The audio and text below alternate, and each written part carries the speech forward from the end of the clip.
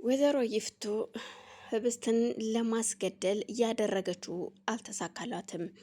ጧት እንደተነሳች ለቀጠረችው ሰው በወላጅ አባትሽንና ስለ እናትሽ አሟሟት የምነግርሽ ሁሉን ነገር ሚስጥር እኔ ጋር አለ። እናም በምልክልሽ አድራሻ ቶሎ ነይ የሚል ማታ በጨለማ ቴክስት ይደርሳታል። በድንገት ስልኳን ስታይ ነበር ቴክስቱን ያየችው። ህብስትም መልእክቷን እንዳየች ከተኛችበት ተነስታ ሰዎችን ማን ተነስቷን ማን አልተነሳም በማለት ግራና ቀኝ ካየች በኋላ ተነስታ የውጩን በር ከፍታ ትሄዳለች። ስትሄድ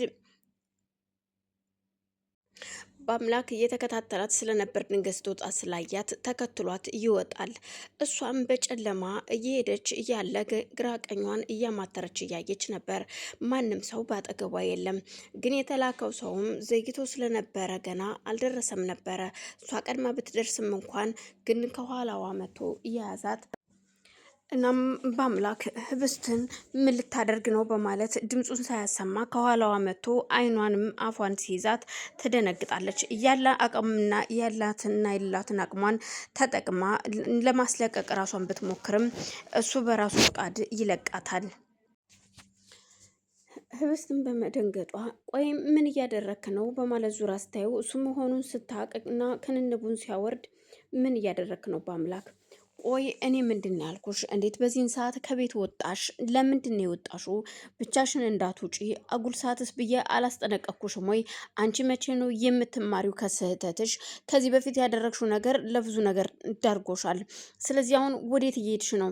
አላቅም በማለት የተላከላትን ቴክስት ስልኳን ከፍታ ስታሳየው ማን ነው ስትለው ማን ነው ሲላት እሱም እኔ ምን አውቃለሁ እኔ ይሄንን ሲጽፍልኝ እኔ ተነስቼ የመጣሁኝ የት ወዴት ማን እንደሆነ የማውቀው ነገር የለም ግን ማወቅ ያለብኝ ነገር እንዳለ እየተሰማኝ ነው ስትለው በፍጹም እንደማይሆንና ማንንም ማግኘት እንደሌለባት ይሄ ነገር ወጥመድ እንደሆነ ይነግራታል።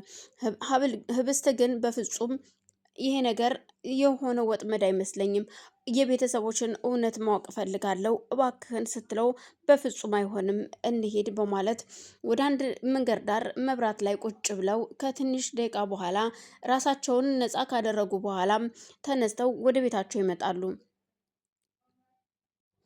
ይፍቱ ካሁን ነገሩ ተከናወነልኝ ተብሎ የምስራች ይነገረኛል በማለት እንቅልፏን አታ መኝታ ቤት ውስጥ አቶ አለም ቢተኛም እንኳን መብራቷን እንዳበራች እየተንጎራደደች ነው።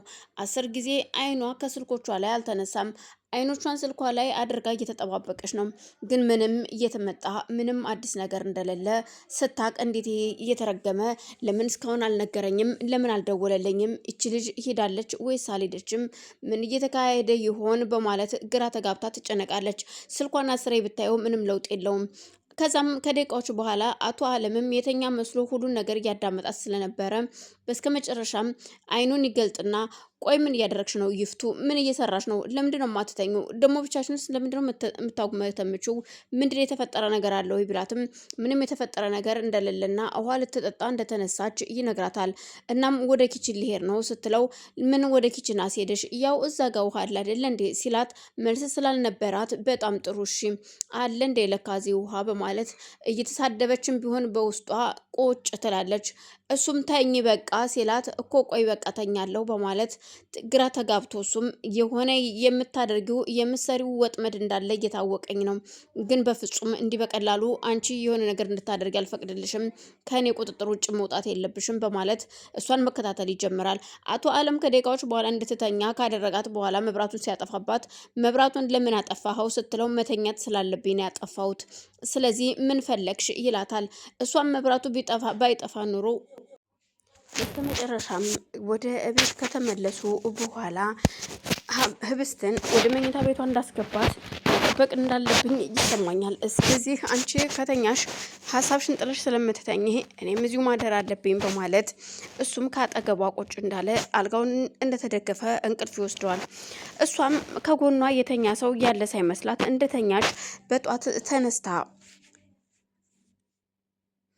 ታፈስን ተጣርታ አሰሪዋ ስትጠራት ታፈስም አቤት ብላ ስትመጣ እኔ ምልሽ ታፈስ ያች ልጅ እንዴት አደረች የሚል በመልካም ጥያቄ ስጠይቃት እትዬ ግን ዛሬ እንዴት ነው እኔንም ያለ ስድብ ጠራሽኝ ደስ በሚል አጠራር ያችን ህብስትም ደግሞ ምስኪኗን ምንም ነገር ሳትጨምሪ ያች ልጅ አልሽ ግን እኔ ግን እንደሚሰማኝ ከሆነ የሆነ ያጠነጠልሽው የምታደርጊው ሴራ እንዳለ እየተሰማኝ ነው ስትላት አንቺ ደናቁርት ደግሞ ምን ፈልገሽ ነው? አሁን የት ነው ያለችው?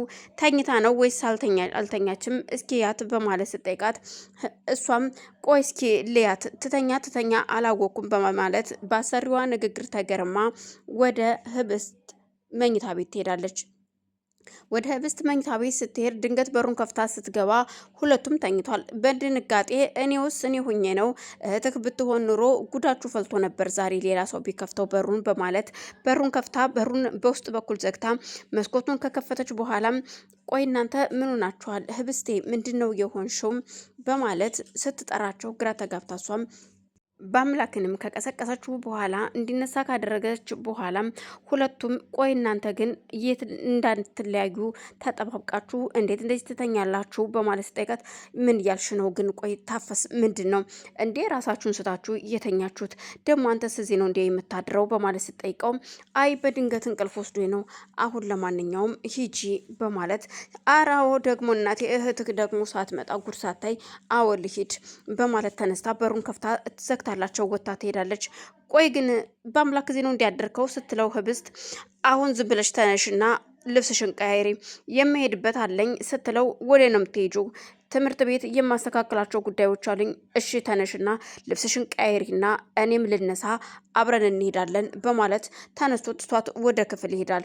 እሱም ልብሱን ለመቀየር ነበር ሄደው። እናም አብረው ተያይዘው ለመውጣት ሲፈልጉ አቶ አለምም ግራ ተጋብቶ ስለነበረ ቆይቺ ሴትዮ ምን ልታደርግ እያሰበች ይሆን በማለት ግራ ገብቶት በአምላክም ጓደኛውን ይደውልለትና ወደ ቤት ሄድ አቶ አለም እየፈለግክ ነው ሲለው ወደ እናለቤት ሲሄድ በር ሲያንኳኳ ህብስት ማለትም ታፈስ በሩን እንደከፈተችለት እዛም ወይዘሮ ይፍቱ ስራም ከመኝታ በሯን ከፍታ ስትወጣ ፊት ለፊት ታገኛቸዋለች። እሷም ግራ ተጋብታ የኔ ውድ መጣ ሆይ አቶ አለም አሉ ወይ የሚል ጥያቄ ሲያቀርብ ወደ ቢሮ እንደሆነ